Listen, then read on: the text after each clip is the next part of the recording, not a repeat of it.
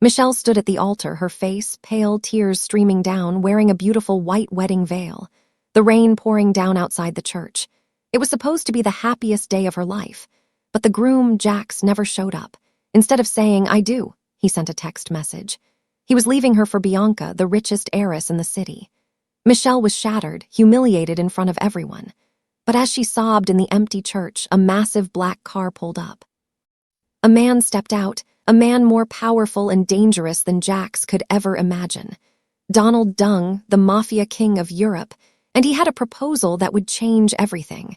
He didn't offer her a shoulder to cry on. He offered her the one thing she wanted more than love: revenge. A waitress left at the altar by a billionaire. But she's about to get the ultimate revenge. Who is the mysterious man waiting in the rain? And why does the most dangerous man in Europe want to help a broken-hearted bride? You won't believe the choice Michelle makes next. Make sure you're subscribed so you don't miss a single second of this epic comeback. Donald Dung was a name that made even the most powerful men tremble with fear. He was the unspoken king of Europe's shadow world, a billionaire whose massive wealth was matched only by his cold ruthlessness. Donald lived in a world of absolute power, far away from the lives of normal people. His fortress was a giant, modern mansion hidden high in the snowy Swiss Alps. It was guarded by an army of silent men who watched every move. Inside the house, everything was sleek, expensive, and perfect, just like the man who owned it. At 37 years old, Donald was in the prime of his life. He was very tall, with broad shoulders that made him look like a mountain. His eyes were like polished black stones, dark, impossible to read, and always thinking 10 steps ahead. His face never showed any emotion, which made the thin, jagged scar running from his temple to his jaw stand out even more. That scar was a constant reminder of a past betrayal he would never forget. On this specific evening, Donald stood by the huge glass windows of his private study. He watched the white snow fall softly against the dark mountains, but his mind was far away. He wore a navy blue three-piece suit that fit him like a suit of armor, sharp and flawless. He held a glass of expensive whiskey in his hand, but he wasn't looking at the view anymore. His focus was on a folder lying open on his heavy desk. The name on the file was Jax Miller. For months, Jax, an arrogant businessman who loved to show off, had been trying to move into Donald's business territory. Jax was loud, flashy, and quite frankly, not very smart. Donald despised him. But Donald was a patient predator. He didn't just want to win, he wanted to win completely. The folder was full of secrets. It had photos of Jax with his sweet fiancée, Michelle, but it also had newer, secret photos.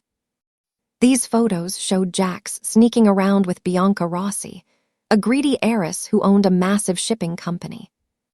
A slow, dark smile finally touched Donald's lips. He didn't care about Jax's messy love life, but he did care about the power Jax was trying to grab by marrying into the Rossi family. Donald realized that the game was about to get much more interesting. He finished his drink in one gulp and set the glass down firmly. He picked up his phone and made a quick call. "Bernard," he said to his most trusted right-hand man, "prepare the private jet. We are going to a wedding." Michelle Benson had spent 2 whole years planning every single detail of this day. Every flower was the right shade of pink, every song was perfectly chosen, and her white silk wedding gown fit her like a dream. At 28 years old, she was full of hope. She truly believed that Jax Miller was her soulmate and that they would grow old together. Outside the small room where she waited, the historic church was packed with guests. It was a sea of happy smiles and the scent of expensive perfume. Michelle stood in the quiet anteroom, her stomach fluttering with nervous excitement. Her best friends, Gaby and Mark, were busy helping her. Gaby leaned in to adjust the long, delicate veil. "You look absolutely beautiful, Michelle," Gaby whispered, her eyes filling with happy tears. "You and Jax are going to have the perfect life." Mark nodded in agreement, though he looked a little worried.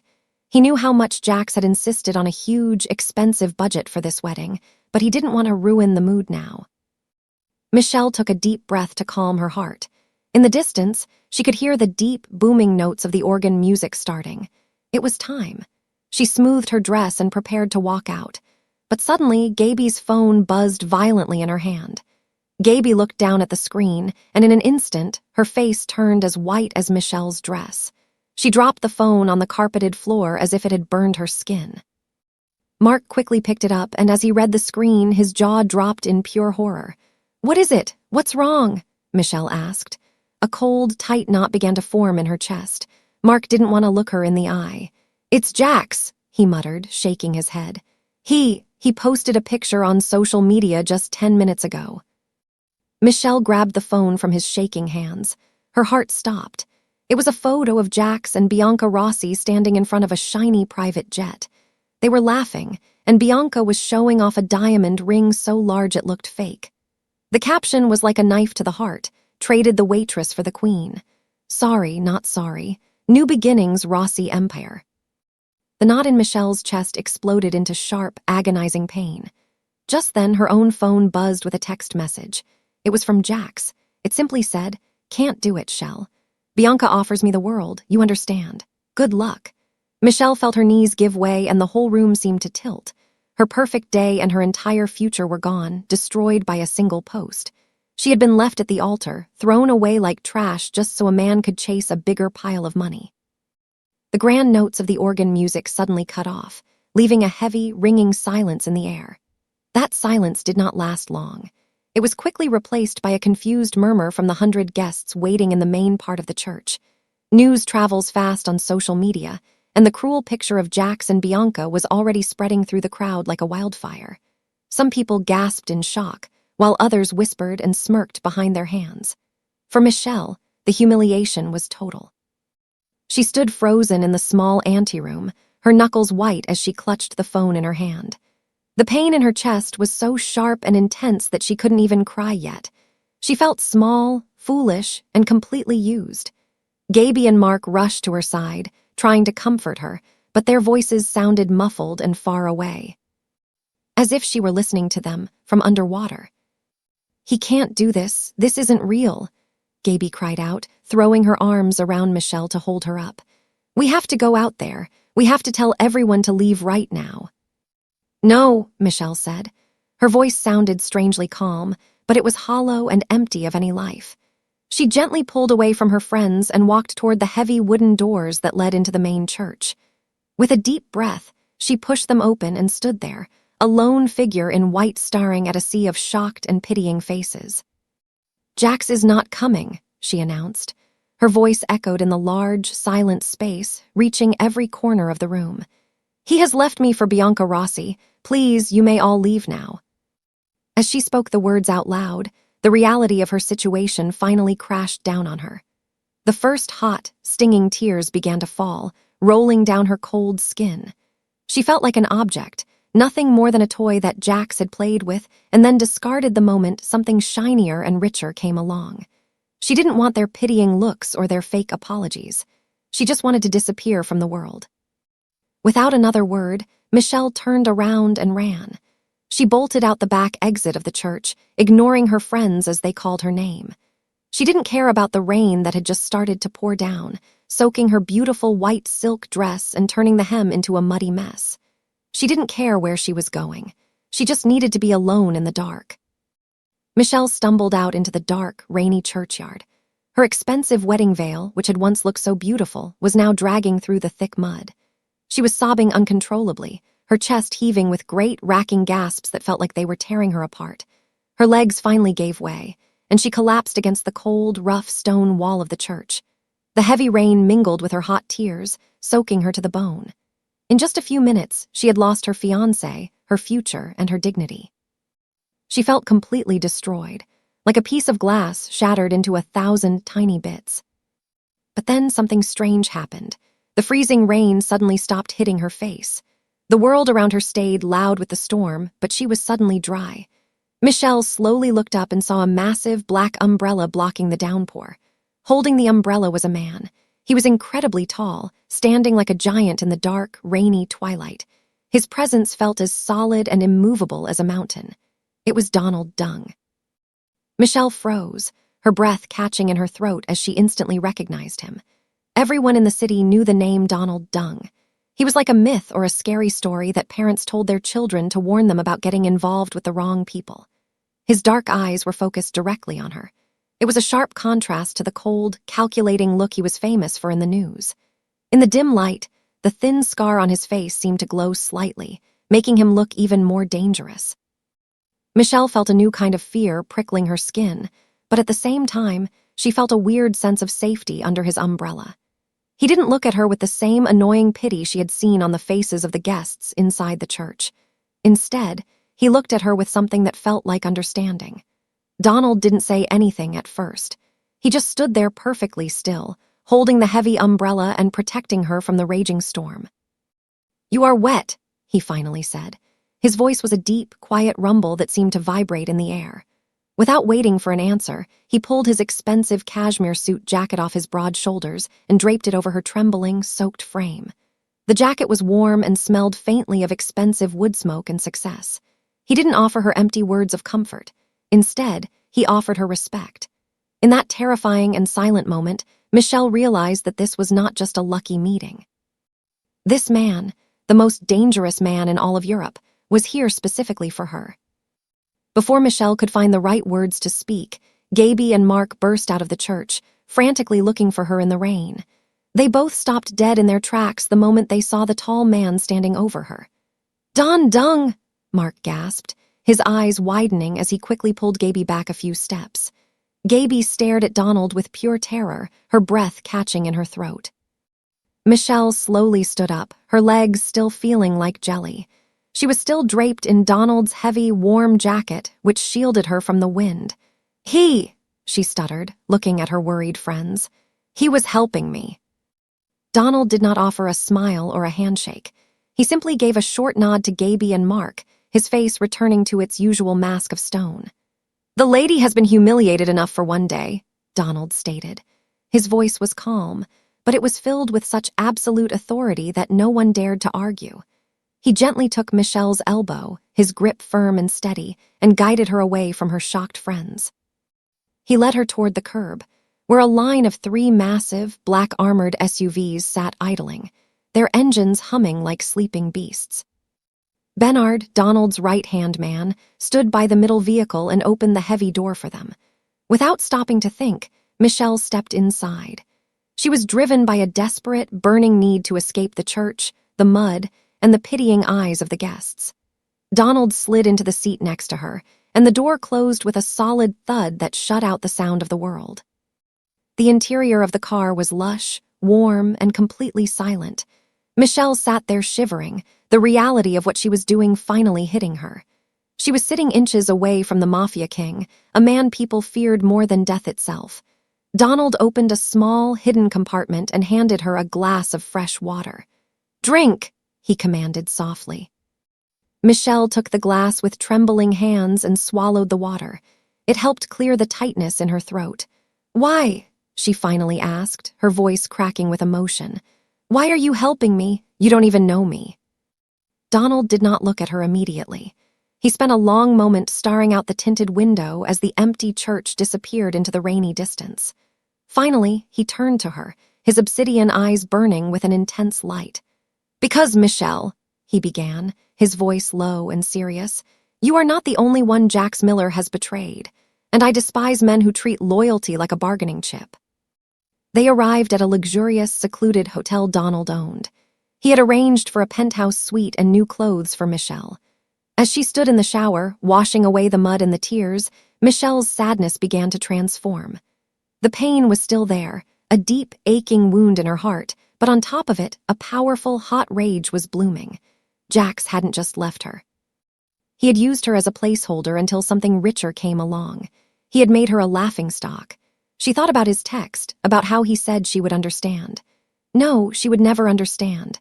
When she finally stepped out of the bathroom, dressed in the simple but elegant black dress Donald had provided, her reflection looked different. The girl who was full of hope was gone. The woman staring back was full of fire. She found Donald sitting in the suite's large living area reviewing documents. He didn't look up when she entered. "Your friends are safe," he mentioned, still focused on his work. "I had them escorted home." Michelle sat opposite him, her heart pounding. "You didn't just help me out of kindness," she stated, her voice stronger than before. "You hate Jax." Donald finally looked up, a faint glint of approval in his eyes. "You are observant," he said. "Jax is trying to buy power by marrying Bianca. He is moving into my territory. He has made promises he cannot keep, I was going to remove him, but now— He leaned forward, his hands clasped on the polished desk. Now I have a different plan, a faster, more satisfying plan. He paused, letting the silence build. I want you to marry me, Michelle. Michelle's jaw dropped in pure shock. She stared at Donald, wondering if she had somehow misheard his words.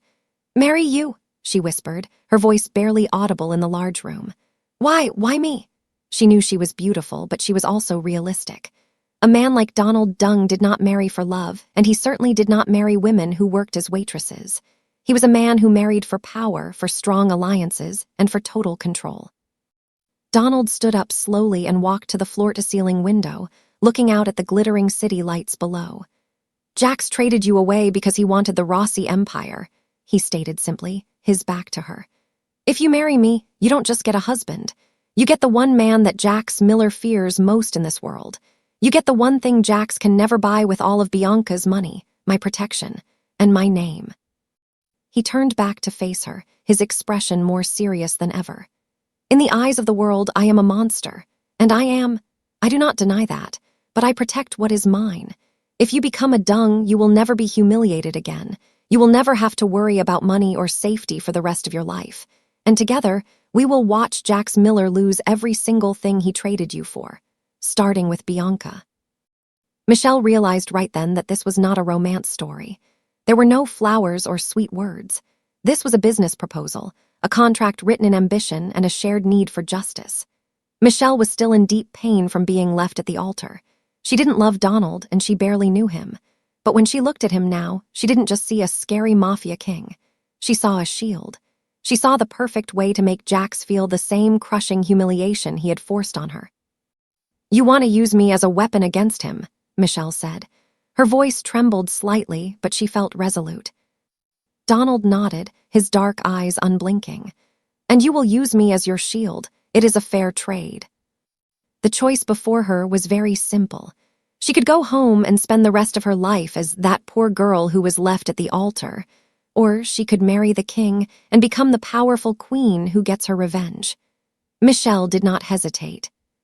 I do, she answered. The words sounded much stronger than they had earlier that day at the church. This time, the words weren't about love, they were about power. The news of the secret marriage between Donald Dung and the woman Jax Miller had just discarded spread across Europe like a wildfire. It was the only thing anyone could talk about. The media, which had spent the last 24 hours ridiculing Michelle, was now completely obsessed with her. Overnight, she had been transformed from a victim into a mystery.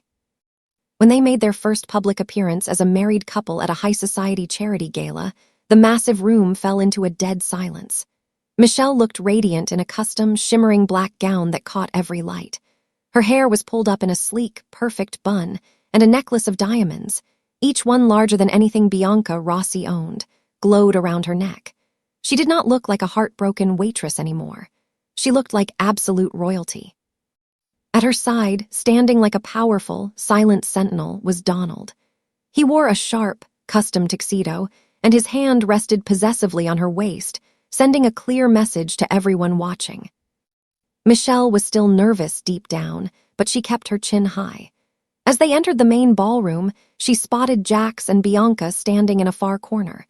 Jax's face turned from smug and arrogant to pure shock the moment his eyes landed on her. Bianca stared at Michelle, then shifted her gaze to Donald. Her expression changed from pride to visible fear in seconds. The shift in power was immediate and brutal. Guests who had smirked at Michelle at the church only a day ago now rushed over, desperate to greet Mrs. Dung. They praised her beauty and her grace with fake smiles. Every single time someone called her by her new name, Michelle saw Jax flinch as if he had been slapped. Michelle finally understood the full brilliance of Donald's plan. This wasn't just a simple act of revenge. It was a total demonstration of dominance. Donald was showing the world that he could take the woman Jax had thrown away and turn her into the most respected person in the room. By marrying her, Donald had also locked Jax out of all the important business networks he needed to build his empire. No one would work with Jax if it meant upsetting the Mafia King. Michelle realized that she hadn't just gotten her dignity back. She had become Donald's ultimate checkmate against the man who had betrayed her. The final victory was both satisfying and absolute. With Michelle's sharp eyes and the massive resources of the Dung family, they found the hidden flaws in the Rossi empire's business. In just 6 months, Jax and Bianca lost everything they owned. The wealth Jax had traded Michelle for was gone, replaced by massive debt and public disgrace. They were forced to leave the city in shame, completely ruined. But the real change was inside Michelle. She was no longer a shy waitress. She was now a powerful woman who lived in a fortress in the Swiss Alps, and she was the only person in the world who could make the cold Donald Dung truly smile. One evening, they sat together in Donald's large study. The warm lamplight glowed against the old books on the shelves. Donald was reading, while Michelle reviewed a new investment for the charity foundation they had started for her friends, Gaby and Mark. Michelle looked up at her husband. To the rest of the world, he was still the most dangerous man in Europe, but to her, he was the man who had held the umbrella in the rain when she was at her lowest. He was the guardian who had seen her value when Jax had thrown her away. Donald looked up from his book, his dark eyes softening as they met hers. "What is it?" he asked, his voice a low, gentle rumble. "Nothing," Michelle said, her smile widening. "I'm just happy." Donald stood up and walked toward her. He reached out, his large, scarred hand gently cupping her cheek.